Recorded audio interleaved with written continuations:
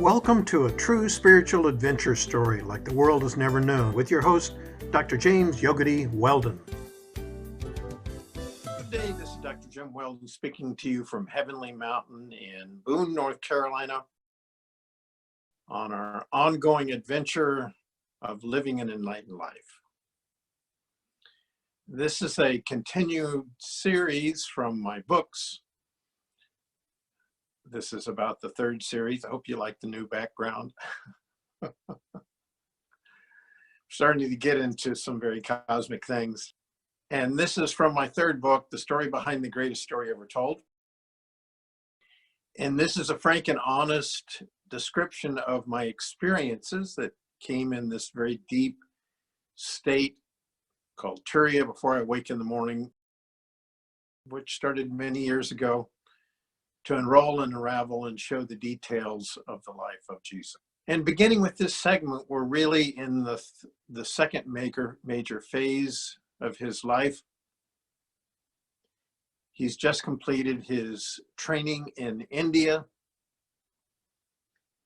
down in the Chennai region, and has decided to take a trip by boat up the coast and then a pilgrimage to some of the holy places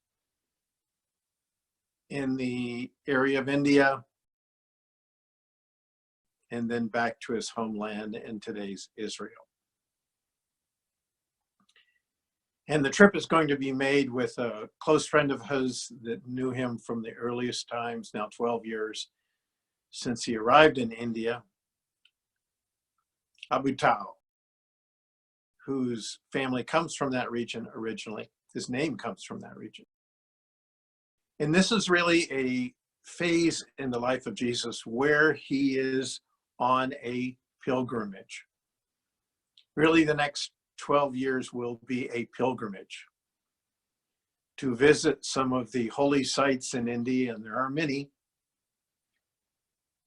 but particularly the area where the stories of the young Krishna, where he grew up, and then to some of the well-known Buddhist sites, to a very holy area later, some years later, known as Rishikesh,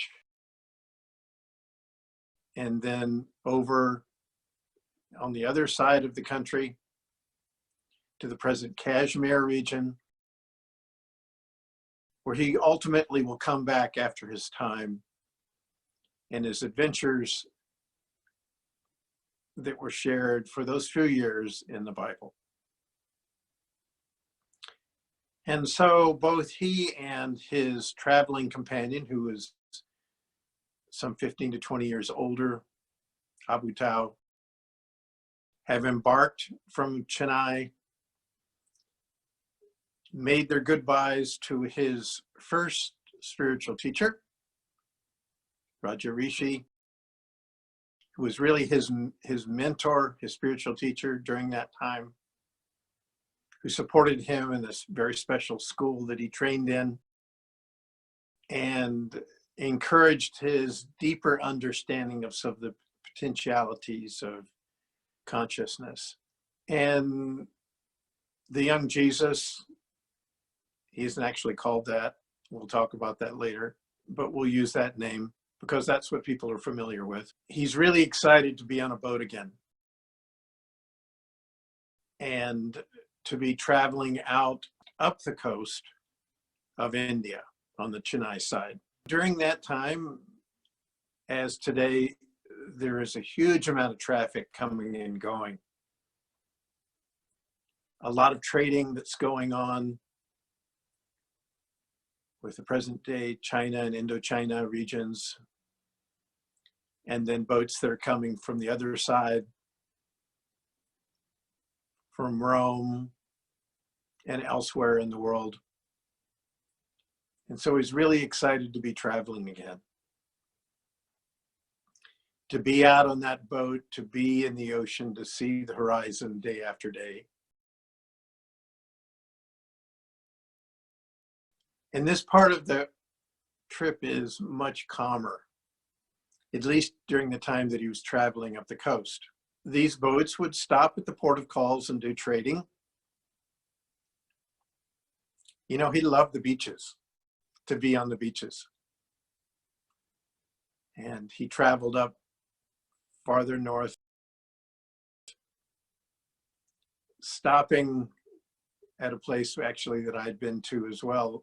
He stopped at some of the ports along the way that I've traveled. I've traveled this same route, not by boat, but by train with my teacher. And it's really beautiful all the way up this coast, beautiful beaches most of the way, fishing villages, gradually to the mouth of some of the rivers to begin his travel and trek. The search for spiritual places and pilgrimage to these spiritual places has been a long history in this part of the world, because it's well known that such individuals, such places where highly self-realized beings had lived, who had their centers, are very powerful. They become powerful. And I mentioned in some of the earlier chapters, not only do we have a memory, but the space has a memory. And the events that take place in those spaces do accumulate. The energies accumulate. And some of the subtle energies, I'm showing some of the lights, do begin to collect in those spaces, although in today's world, very few people can see those. This is happening more and more. People are beginning to perceive those subtle energies. And these days, they can actually be photographed to some extent with cameras, and they show up as orbs of light. I've been in events where later photographs were taken, and there were thousands of these orbs of light, especially at the very large events. So this is his pattern now, to travel by boat or a fishing boat, commercial boat for a little while, to stop a little while, meet some of the people en route, tell some stories. And fortunately, he does have his guide with him, Abu Tao, who can communicate with most of these villagers, or at least find somebody that's able to communicate for him there. Because people are very curious to hear his story, to hear the story of a young man who's made his way as a child, 13 years old, to this part of the world, was trained in one of the famous centers, and was beloved by his schoolmates and some of the people in the community, and honored by the head of that state. And so they always wanted to know what it was like in his homeland. And he says, well, no, I've been almost as long as I've been in my homeland.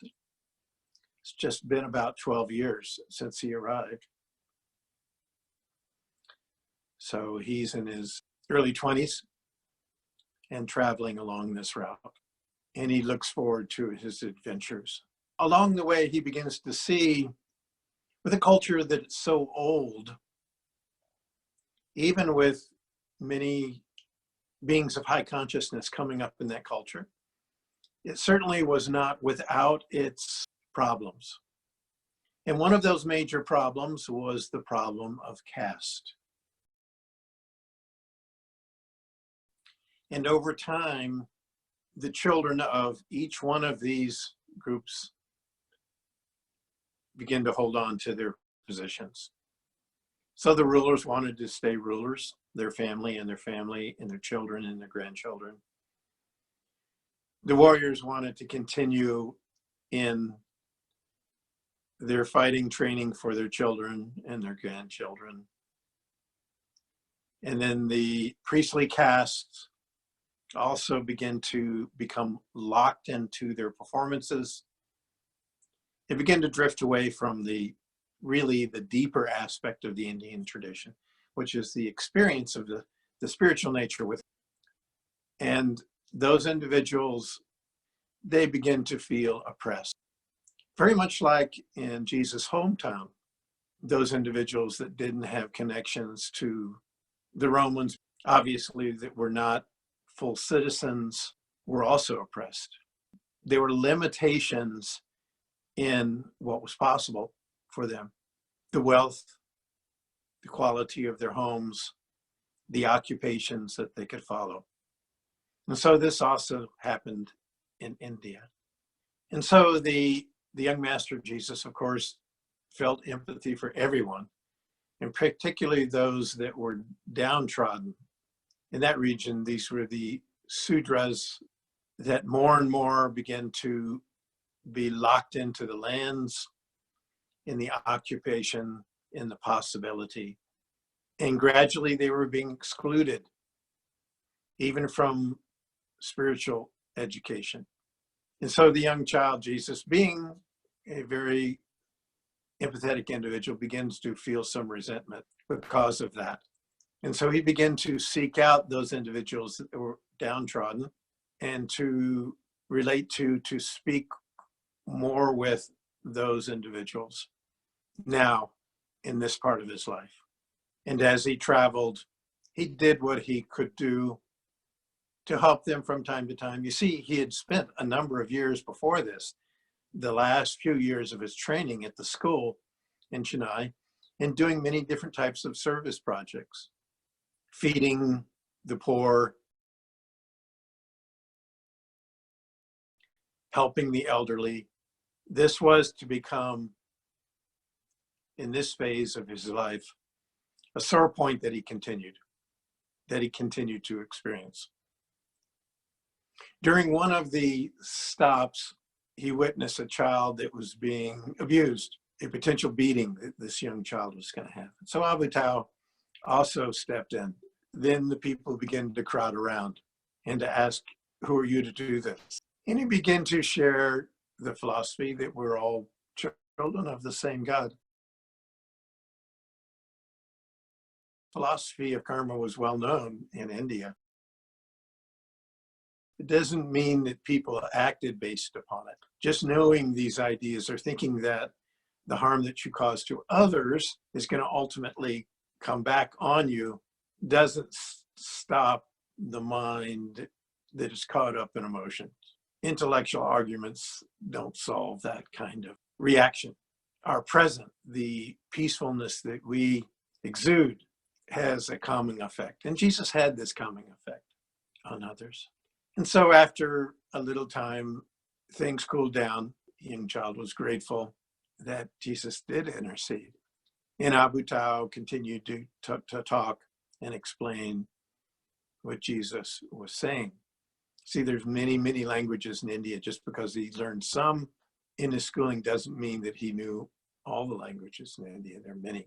So each evening he would join, if he was on the land, with those in the community at their local temple and participate in some of the music and singing. They would again embark, sometimes walking, sometimes riding by boat. Occasionally the bullock cart would come by and they'd ride. There was a transportation system, not as sophisticated as we have today, of course. And so as he traveled up that coast, the food began to get more and more spicy. He'd been a little bit protected from the spicy food in the school that he was in because it was internationals that were there, children of some of the merchants and people of other cultures that were working for the prince. And I know that also from my own experience. And so this was a wonderful time of his to make his way up that coast. Ultimately, not that far from where I ended up teaching for some time, not that far from the present day Assam. He made his way up there along the coast.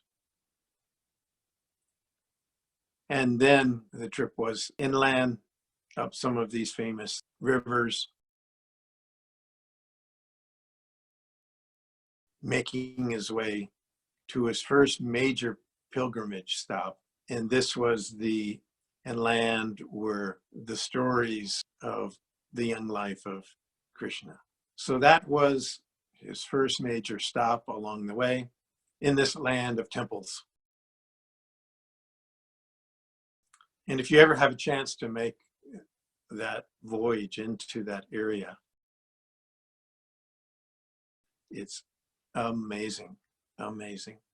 There's a whole region there that by the presence of the child Krishna growing up became a holy place. And even today, it's a very, very famous locality. The buildings and the architecture and the temples and the devotion of the people there was amazing, that a young child could have such an effect on a region. He didn't live his whole life there. And so as he arrived, he began to make his way around to the different temples in that region. A lot of walking, hiking, pilgrimages. Going to the places is not so much about the physical buildings and structures, although they were beautiful. It was just to be in those spaces where so much love, so much enthusiasm, so much song and dance had been enacted. So at this time in history, it had been some 3,000 years since Krishna had been on the planet. Any night, there could be dozens of places in that region. And there were events going on, priests making offerings, groups singing, stories being told, and stories being acted out. I spoke earlier in the book on how he enjoyed those festivals where they would act out the episodes and the events of the life of the saints. So in this region, they'd act out of Krishna, about how when he would pass through the town, everybody was attracted to him. Even though the young Krishna was very naughty, he was always playing tricks. A milkmaid might be passing by with a water jug, fairly heavy on her head. And out of nowhere, the young Krishna might throw a rock and break that. The water would fall on them. Or food would be left curdled into butter, might be left out, and he would steal some of that.